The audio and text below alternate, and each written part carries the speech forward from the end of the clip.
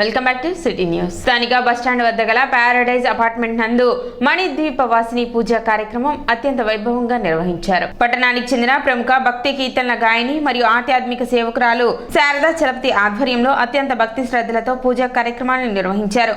వారాహి నవరాత్రులు ఆషాఢ మాసంలో అమ్మవారిని శాకాంబరి రూపంలో కూడా అలంకరించి అర్చిస్తారని, ఈ సందర్భంగా అమ్మవారికి అభిషేక అర్చనలు, శ్రీ సూక్ష్మ పురుష సూక్త విధానంలో పూజా విధిని నిర్వహించినట్లు శారదా చలపతి తెలిపారు.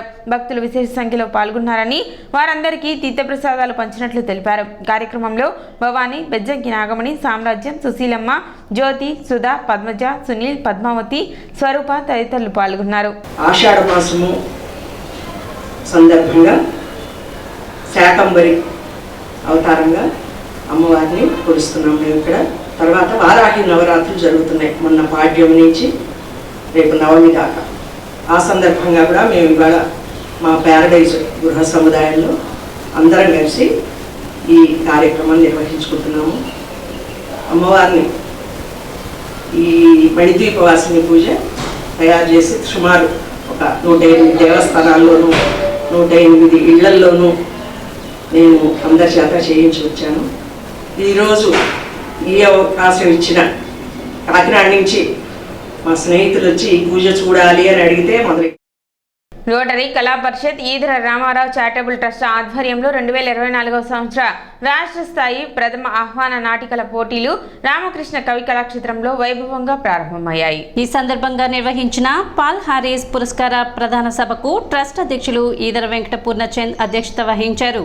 ముఖ్య అతిథి మహిళా కమిషన్ మాజీ చైర్పర్సన్ నానపనేని రాజకుమారి, పురస్కార గ్రహీత రొటేరియన్ అన్నే రత్న ప్రభాకర్ కు పాల్ హారీస్ పురస్కారాన్ని ప్రదానం చేశారు. ఈ రోజు రామ్ ప్రసాద్ గారు, అన్నే రత్నప్రసాద్ గారు, మా వాళ్ళందరితోటి మేమంతా కూడా ఇక్కడ కూర్చోవటం అనేది చాలా గర్వించే విషయంగా నేను భావిస్తున్నాను. ఇందాక నటించినటువంటి నాటిక దాని గురించి మాత్రమే ఒక నిమిషంలో మాట్లాడతాను. మల్లేశ్వరరావు ఇంద్రప్రస్థం, నేను దానికోసమే వచ్చాను, ఎప్పుడు చూడలేదు, ఫస్ట్ టైం చూశాను అన్నమాట ఈ నాటికని. చాలా బాగుందండి. ఎంత బాగుందంటే తండ్రి, తల్లి, బిడ్డలు, వాళ్ళ భవిష్యత్తు, తండ్రి ఎంత తపన పడతాడో, అలాగే బిడ్డలు కొంతమంది బాధ్యత లేకుండా ఉంటే ఏ విధమైన పరిణామాలు ఉంటాయో ఇవన్నీ కూడా మనం చూస్తాం. చాలా బాగా నటించారు. వాళ్ళ 5గురికి కూడా తక్కువ టైం పిల్ల తండ్రి నటన 2-3 విషయాలు ఉన్నప్పటికీ కూడా చాలా బాగా నటించారు. చాలా చక్కగా తడబడకుండా, డైలాగ్ తడబడకుండా, యాక్షన్ తడబడకుండా, మనకు కొన్ని విషయాల్లో కన్నీళ్ళు వచ్చే విధంగా, కొన్ని విషయాల్లో చప్పట్లు కొట్టాలనేంత చప్పట్లు కొట్టడం కూడా మర్చిపోయి లేనమని చూసాం దానిలో. కాబట్టి చాలా బాగా నటించారు. వారికి మంచి భవిష్యత్తు ఉందండి, వారికి అభినందనలు. తెనాలిలో రోటరీ క్లబ్ చేత మొట్టమొదటిసారిగా ఈదర రామారావు మెమోరియల్ ట్రస్ట్, అలానే Tenali Vaikunthapuram rotary club, rotary కళా పరిషత్ 2 సంయుక్తంగా ఈ కార్యక్రమం ప్రారంభించిన రోజే మొట్టమొదటి ఒక నాటిక ఎంతో సందేశాత్మకంగా ఉండడం అనేది అది మనందరం ఇప్పుడే చూడడం జరిగింది. నాకు ఒక మెమరీ ఈ నాటిక, ఎందుకంటే నా మనవరాలు 11 సంవత్సరాలు, ఆమె ఇప్పటిదాకా డ్రామా నాటిక చూడలా. ఇదే మొట్టమొదటి నాటిక ఆమె చూసింది. ఆ చూసిన నాటిక నాతో చూడడం అనేది నాకు ఒక మెమరీ. అలానే చూసింది ఒక సందేశాత్మకమైన మంచి కుటుంబ నాటిక అనేది రెండోది. ఎదుటివారి రియల్ హ్యాపీనెస్, మన సేవ యొక్క లక్ష్యం ఏంటంటే ఎదుటివారిలో సంతోషాన్ని చూడడమే నిజమైనటువంటి సేవ. Real happiness is helping others అని రోటరీలో మాకు ఒక నానుడు ఉంది. సో ఇటువంటి సేవా కార్యక్రమాల్లో కాకుండా మానసిక వికాసాన్ని కూడా ఒక సేవ చేయడం అనేది ఇక్కడ ఈ సందర్భంగా మనం రోటరీ క్లబ్ ఆఫ్ మార్టూర్ని గుర్తుపెట్టుకోవాలండి. కార్యక్రమంలో Rotarian doctor Somavarapu Venkatram Prasad, Rotarian తాళ రాజశేఖర్ రెడ్డి, రొటేరియన్ గుత్తా వెంకటరత్నం, ఎన్ వెంకటేశ్వరరావు తదితరులు పాల్గొన్నారు.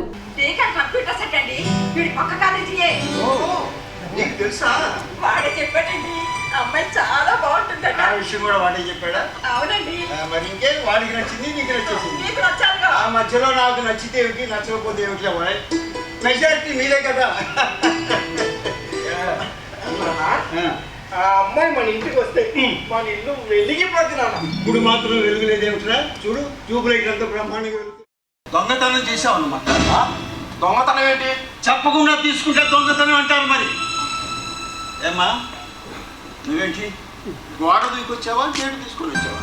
ఏంటండి మీరు అనేది? గోడ దూకొస్తే లేచిపోవటం అంటారు, గేటు తీసుకొని వస్తే పారిపోవటం అంటారు. రెండికి పెద్ద తేడా ఏంటో. తేడా ఉంది, చెప్తాను. గోడ దూకొచ్చిన వాళ్ళకి తెగింపు ఎక్కువ. వాళ్ళు బయటికి వెళ్ళి ఎలాగైనా బ్రతకాలని ప్రయత్నం చేస్తూ ఉంటారు.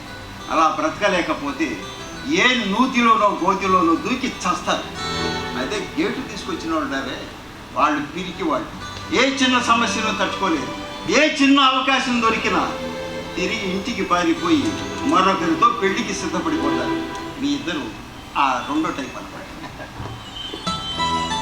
మేము ఎన్ని కష్టాలు వచ్చినా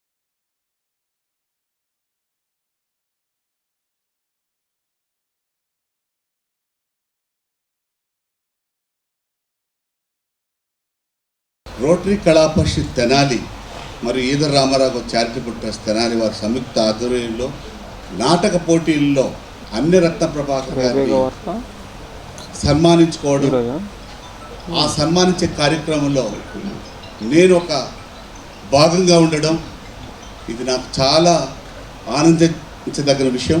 నేను దీన్ని ఎంతో ఈరోజు మంచి శుభదినంగా మనం చేసే పని అది అందరికీ ఆమోదయోగ్యమా, మనం చేసే దాంట్లో న్యాయబద్ధత నిబద్ధత ఉందా అని ఈ 4 సూత్రాలు మేము పాటిస్తాం.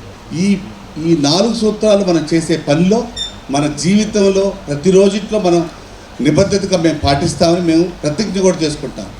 కానీ దానికి ఎన్ని మంది పాటిస్తారో అది వేరే విషయం. కానీ అన్నరత్న ప్రభాకర్ గారు మాత్రం దాని 100కి 1000 పాళ్ళు ఆయన పాటిస్తారు. మనవాళ్ళు అని ఆయన హక్కును చేర్చుకున్నారో ఈ ఒక్క విషయంలో చెప్తాను. ఎందుకంటే నేను ప్రతిరోజు 100 మందిని మీట్ అయినా కూడా నాకు 10 మంది పేరు కూడా గుర్తుండవు. అటువంటివి 4500 మంది మెంబర్స్ని ఆయన గుర్తుపెట్టుకొని వాళ్ళ కుటుంబం గురించి వాళ్ళు ఫోన్ చేసినప్పుడు వాళ్ళతో మాట్లాడి, వాళ్ళ బర్త్డే అయితే వాళ్ళు స్వయంగా వాళ్ళతో మాట్లాడి, వాళ్ళ మ్యారేజ్ డే అయితే వాళ్ళు స్వయంగా వాళ్ళతో మాట్లాడి వాళ్ళకి ఆశీర్వాదం చెప్పి వాళ్ళకి బెస్ట్ విషయం చెప్పుతూ ఉన్నటువంటి వ్యక్తి ఒక అన్నరత్న ప్రభాకర్. మా రోటరీ క్లబ్ తరపున రోటరీ వ్యవస్థాపకుడు పాల్ హారిస్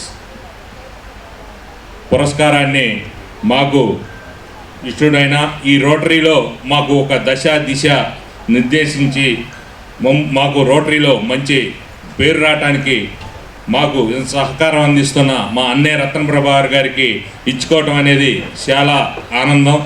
ఈ ఆనందాన్ని ఈ కళాక్షేత్రంలో పంచుకోవటం నాకు చాలా సంతోషంగా ఉంది. అసలు రోటరీ క్లబ్ అంటే మనకి గుర్తొచ్చేది ఒకటే, ఇక్కడ ఉన్న వాళ్ళందరికీ అంతకుముందు మనం పోలియో వాళ్ళని చాలామందిని చూస్తాం, పోలియో వ్యాధి వచ్చిన వాళ్ళని. కానీ ఈరోజు పోలియో అనేది లేదు. అటువంటి పోలియోని ప్రపంచంలోనే తరిమిన సంస్థ ఈ ఉండవల్లిలోని తన క్యాంపు కార్యాలయంలో మంత్రి నారా లోకేష్ ప్రజా దర్బార్ నిర్వహించారు. సమస్యలను విన్నవించుకునేందుకు వస్తున్న ప్రజలను పలకరిస్తూ ఆయా సమస్యల పరిష్కారంకు చర్యలు తీసుకుంటామని భరోసా కల్పిస్తున్నారు. ఉపాధి అవకాశాలు కల్పించాలని, ఆంధ్ర యూనివర్సిటీలో జరిగిన అక్రమాలపై విచారణ చేయించాలని పలువురు మంత్రి లోకేష్ ను కోరారు. సిపిఐ నగర కార్యదర్శి కోట మాల్యాద్రి గాంధీ పార్క్ వద్ద నిర్మిస్తున్న బస్పే వద్ద ఏఐటియుసి జెండా ఆవిష్కరించారు. నగరంలో కనీసం ఆర్టీసీ బస్సులు లేకపోయినప్పటికీ బస్పే నిర్మించడానికి నగరపాలక సంస్థ అధికారులు పర్మిషన్ ఇవ్వడం, అలాగే గతంలో నిర్మించిన బస్ షెల్టర్లను తొలగించడం దుర్మార్గమని ఆయన అన్నారు.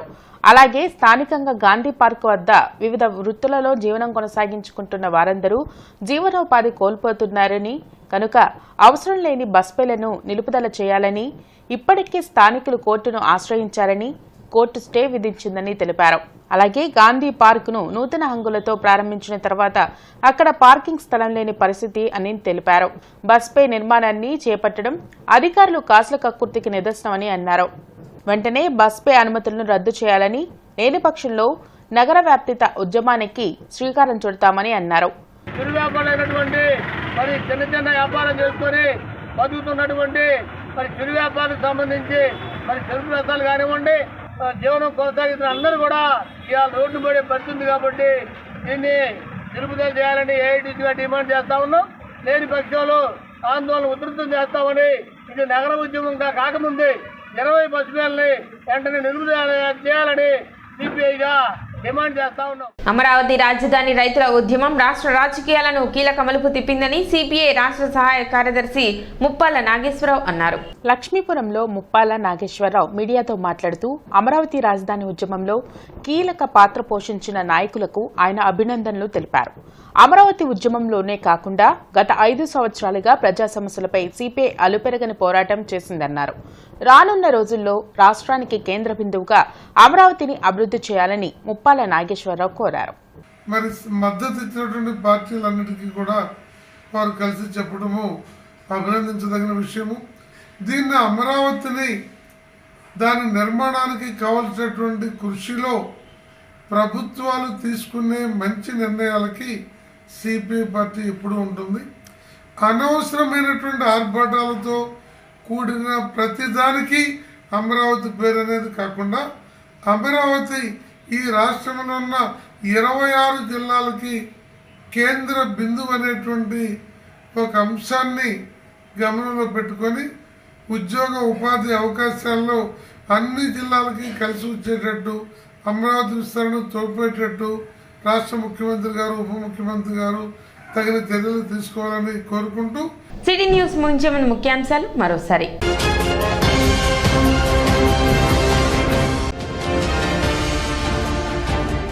తెనాలి ఇస్కాన్ ఆధ్వర్యంలో వైభవంగా జరిగిన శ్రీ శ్రీ జగన్నాథ రథయాత్ర.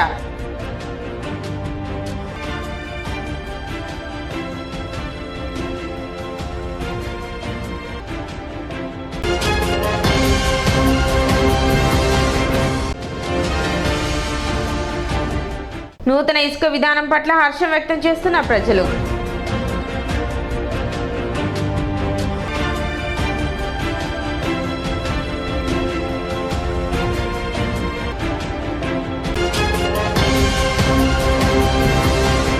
సిటీ న్యూస్ ఇంతటితో సమాప్తం. నమస్కారం.